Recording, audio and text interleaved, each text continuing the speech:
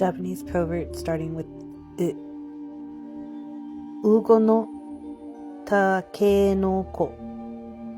Uge no takenoko. We start with the kanji for rain, u, and the kanji for go, which is after. Then we have the no particle, and then takenoko, which is bamboo shoots. There's actually a kanji for it, but it wasn't used in the card. But this is one word, takenoko.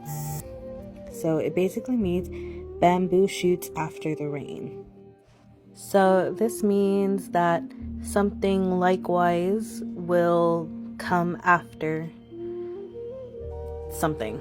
So like, for example, we could say like, since that ramen shop opened and became popular, more ramen shops have opened like bamboo shoots after rain.